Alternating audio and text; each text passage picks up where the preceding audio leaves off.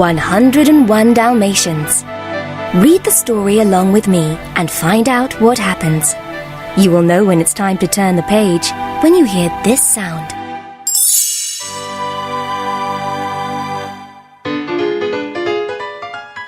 Once, there were 2 Dalmatians named Pongo and Perdita. They lived in a snug little house in London. Their owners, Anita and Roger Radcliffe, lived with them. Nanny, the housekeeper, took care of them all.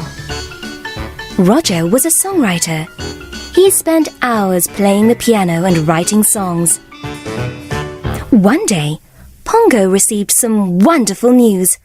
Perdita was going to have puppies. Everyone was very happy. Anita and Nanny couldn't stop talking about it. At last, the big day arrived. "The puppies are here!" Nanny cried. "How many?" asked Roger. "8!" Nanny replied. "No!" shouted Anita from the other room. 11! Oh, wait! 15! 15 puppies. Perdita was very proud. "Ha, Pongo, you old rascal," said Roger, looking at the puppies. "They'll get their spots when they're a little bigger," explained Nanny. Suddenly, a clap of thunder shook the house. In swept Anita's old friend, Cruella De Vil. Her long fur coat trailed behind her. "I see the puppies are here at last," she said. "I'll buy them all." "They're not for sale," replied Roger. Cruella was angry. She was determined to get the pups. "You'll be sorry," Cruella snapped as she stormed off. Cruella drove off in a huff. She wanted those puppies so she could make a Dalmatian coat. She came up with an evil plan. Cruella hired Horace and Jasper to steal the puppies. "As soon as you have a chance, sneak into their house and grab those puppies," Cruella told them. "You must wait until the puppies get their spots," she added. "But then they will be mine." Each day, the puppies grew bigger, and each day they got more spots. One night, after the puppies went to bed, Pongo and Perdita went to the park. They took Roger and Anita with them. But as soon as they went out, Horace and Jasper went in. Jasper locked Nanny in the attic. Then the Baddens stole all 15 puppies. When Roger and Anita returned, Nanny told them what had happened. Roger called the police, but the police couldn't find the puppies. Perdita and Pongo were very upset. Then Pongo had an idea.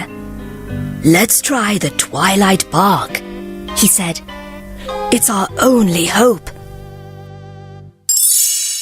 Pongo went outside and barked in a special code.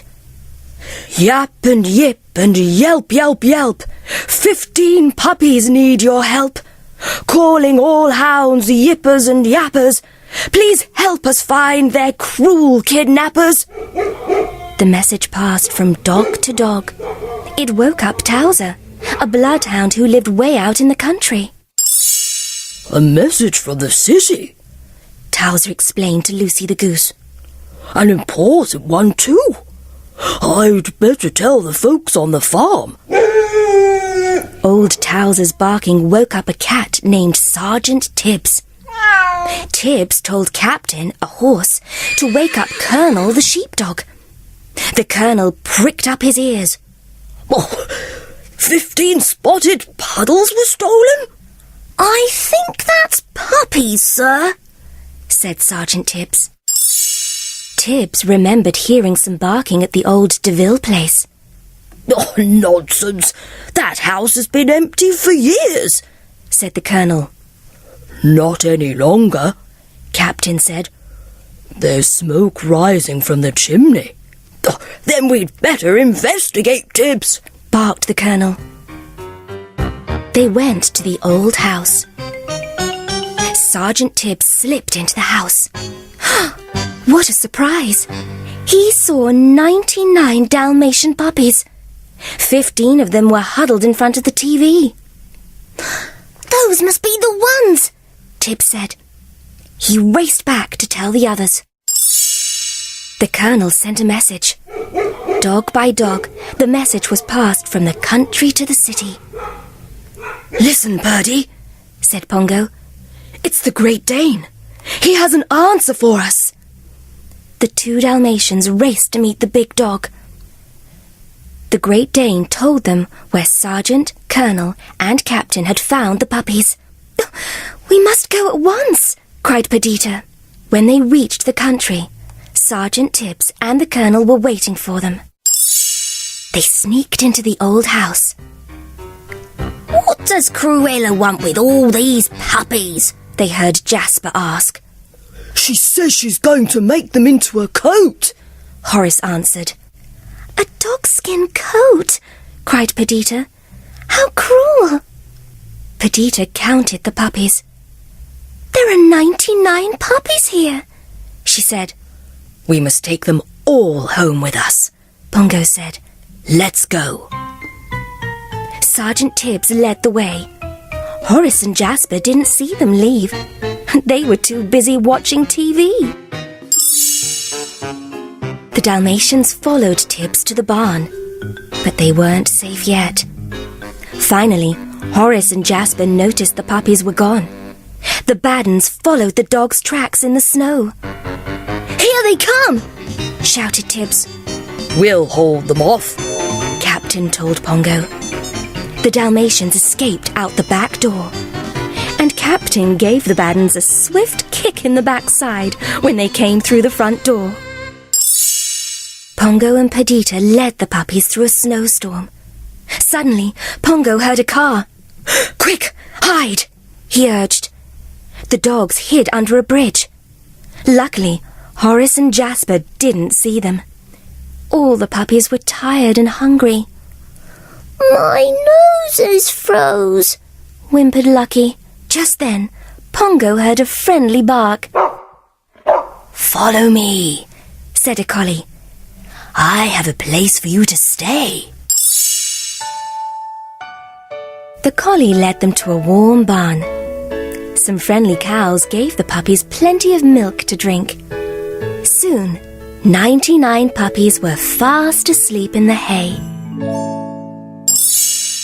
Pongo and Perdita thanked the cows and the collie. "Tomorrow morning you can go to the village," said the collie. "A Labrador retriever will meet you and show you how to get home." The next morning, Pongo and Perdita continued on their way. Pongo knew that Cruella would be looking for them. He tried to brush away their tracks with a branch. But Cruella saw the tracks. "They're headed for the village!" she shrieked. When the dogs reached the village, the Labrador was waiting for them. He led them to an empty blacksmith shop. "A van is leaving for London soon," he said. "There's room for all of you." But Cruella and the bad uns had reached the village too. "Find them!" she shouted at Horace and Jasper. The dogs were trapped. "Pongo, how will we get to the van?" Perdita whispered. Just then, Lucky said, "Patch pushed me." He was covered in soot from the furnace. "He pushed me first," Patch whined. He was covered with soot too. Pongo turned his head and saw the dirty puppies, which gave Pongo an idea. He rolled in the soot. "Look, I'm a Labrador. Come on, Purdy. Let's all be Labradors." Soon, all the Dalmatians were covered in soot. "We're going to fool the nasty lady," said the pups, giggling. The van was getting ready to leave. "Better hurry," said the Labrador. One by one, the puppies were put in the van. They almost made it, but the last puppy became stuck in the snow. The melting snow from the roof washed off the soot, There they are! Cruella cried. The van pulled away in the nick of time. After them! Cruella shouted. Cruella drove too fast for the slippery road. Oh, watch out! Cried Horace. But it was too late. The cars crashed and rolled down a hill. Everyone landed in the deep, soft snow. But the cars were smashed to pieces. Back in London, Anita and Nanny were decorating the Christmas tree. Roger was too upset to help. They all missed the Dalmatians. Sometimes at night, I think I hear them bark, said Nanny. but it always turns out to be a dream. Wait! Cried Anita. Did you hear that bark? Nanny flung open the door. A large black dog jumped on Roger and covered him with kisses and soot. Oh, it's Pongo and Perdita with their little one.